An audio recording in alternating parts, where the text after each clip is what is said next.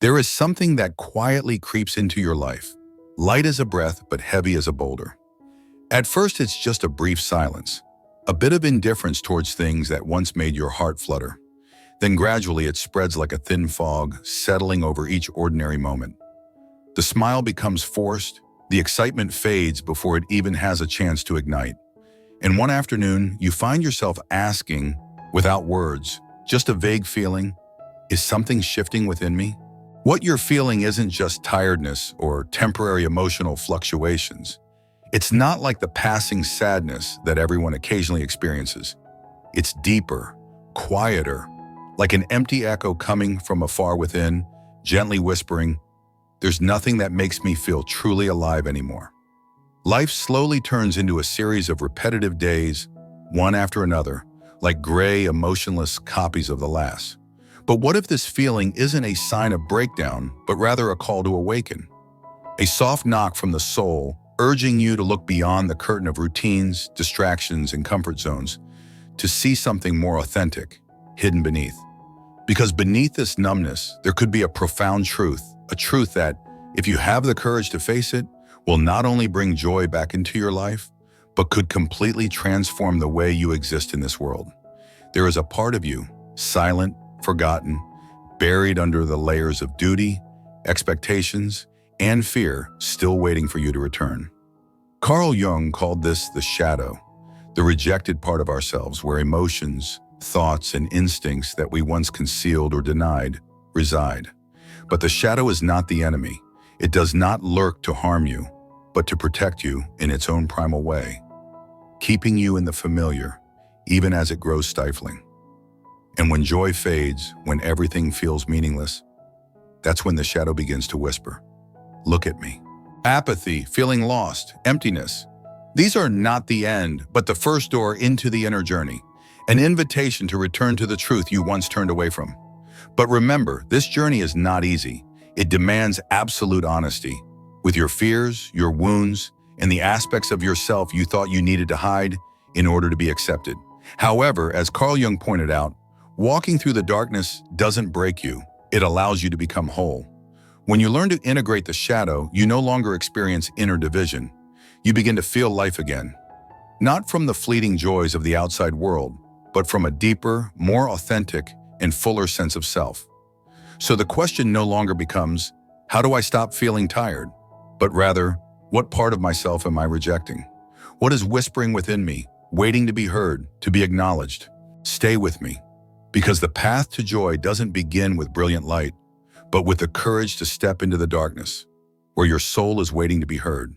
The heaviness you carry, the vague sadness, the nameless emptiness, or the numbness to things that once moved you, is not by chance. They are traces of a deeply ingrained defense mechanism, a wall your mind has built not to punish you, but to protect you from things it believes you're not ready to face. Often this numbness is the thin but persistent veil that covers unspoken pain, suppressed desires, and memories you hastily turned away from. In its attempt to protect you from harm, the mind has sacrificed even the most vibrant parts of you, the part that longs for connection, that wants to experience joy, that seeks to live fully and meaningfully. You might think, maybe I'm just overloaded. Perhaps I've just lost interest. But beneath these comforting words is a deeper truth that you are avoiding discomfort. It could be the fear of failure. It could be the lingering sting of past rejection. Or the quiet voice that says, wanting more is selfish. All of these emotions, whether you try to forget them or pretend they don't exist, are still there. They don't disappear. They just retreat into the darkness, where they quietly shape how you perceive yourself and the world. And here's the paradox. It's this very numbness, the thing you think is protecting you, that's keeping you imprisoned. It doesn't just dull the pain, it dulls joy too. And though it may feel safe, it's a false peace, a cocoon that slowly pulls you away from yourself and from all the vibrant connections out there. To break free, you must learn to sit with discomfort, not to escape it, but to listen to what it's whispering. You must have the courage to step into the vulnerable space, where unspoken truths await to be revealed. And when you do, something begins to shift. From that numbness, a small crack of light appears, not blinding, but clear enough for you to see one thing. that when joy returns, it will no longer be a fleeting emotion, but a state of being where you live with wholeness, even as the world outside spins wildly. But before reaching that, there is one layer that needs to be illuminated: the way modern society has subtly facilitated the disconnection from the self. In a world that moves faster than our ability to perceive, we get swept up in a rhythm of life where rest becomes a luxury and real connection feels out of place. The constant notifications, the endless expectations, and the invisible social norms have created the perfect backdrop for distraction to rise to power. We learn to value ourselves through achievements, recognition, and material things. But the more we chase, the more we fall into a cold void, where everything seems complete, but inside there is a lack of the core thing: meaning. Eckhart Tolle calls this phenomenon the pain body, an energy entity formed from accumulated suffering over time, maintained by the ego, comparison, and the endless desire.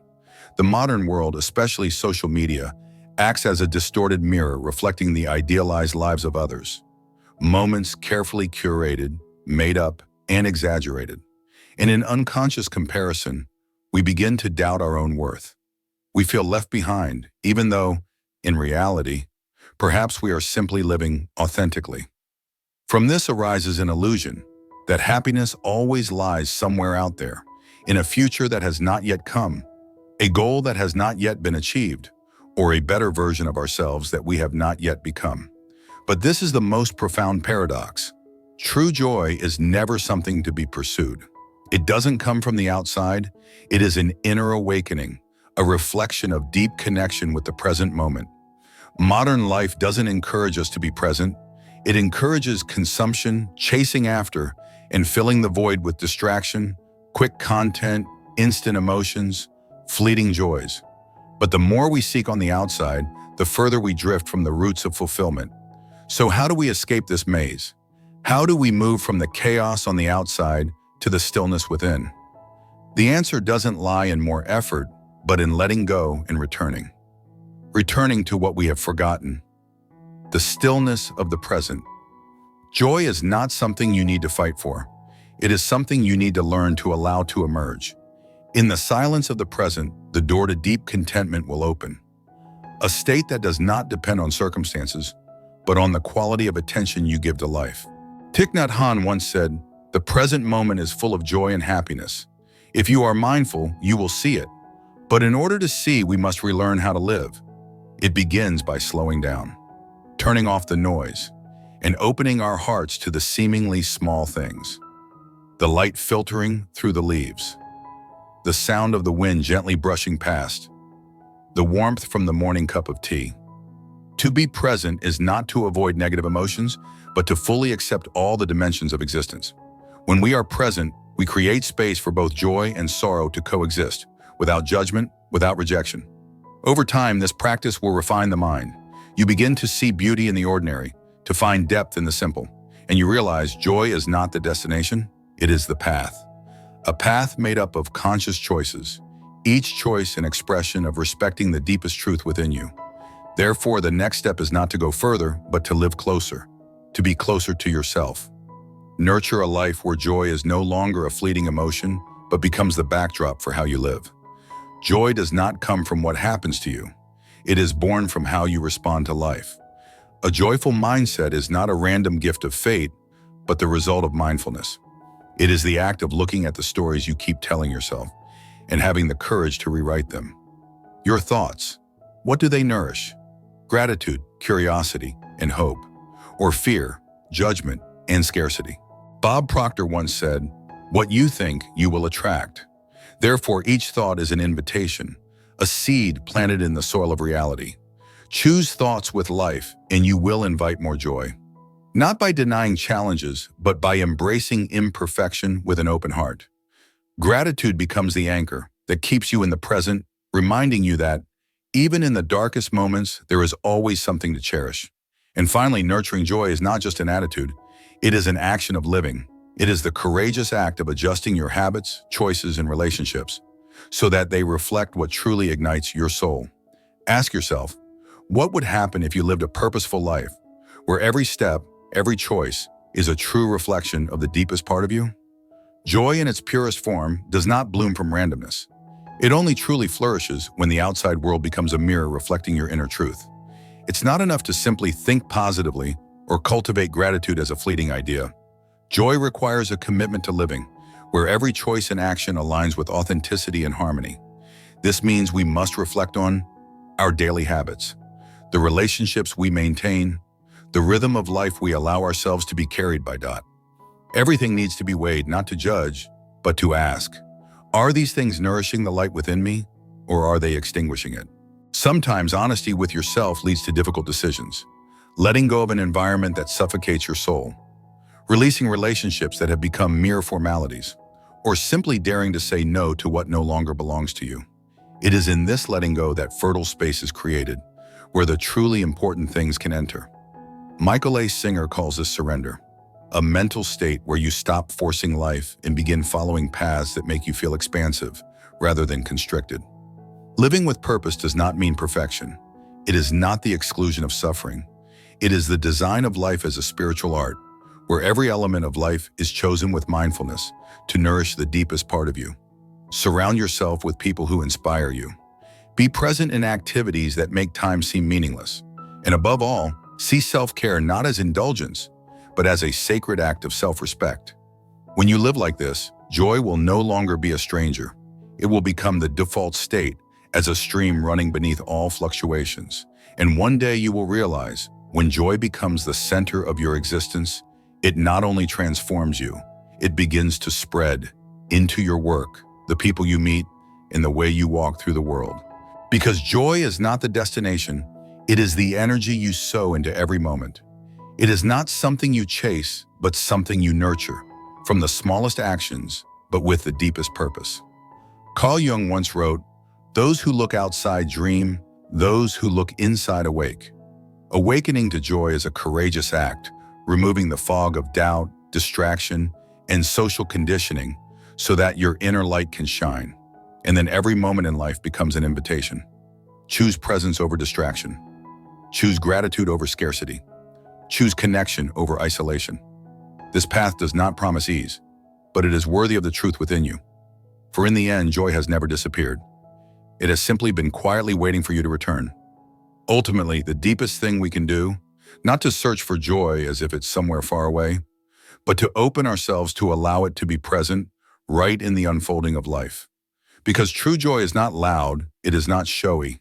It does not come from grand peaks, but from the silent harmony between the inner self and the present moment.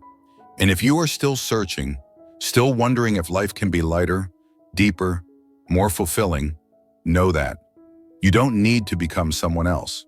You don't need to go further. You just need to return to yourself and begin living from where truth touches. Because sometimes the most courageous action is to stop, listen to the whispers inside, and answer, I am ready to live truthfully. Not to please anyone, not to prove anything, but simply to live fully as a human can live. And in that fullness, joy will no longer be something you need to search for. It will sprout from within as an inevitability, like your breath, like the light itself. The question is, are you ready to return and listen to it? So the question is no longer, how do I find joy? But, are you ready to return and listen to it? You can continue to follow the noise of the world or choose to stop, touch the stillness, where joy has always quietly waited. Whichever direction you choose, the journey is still yours. And perhaps it doesn't begin somewhere far away, but right here, in this moment. With one simple choice, live mindfully and allow yourself to be joyful. If you feel these thoughts resonate with you, don't hesitate to share this video with those you believe will also awaken. And if you want to continue the journey of exploring and nurturing joy with me, don't forget to subscribe to the channel so you won't miss the next videos. Thank you for always being present. See you in the next profound moments.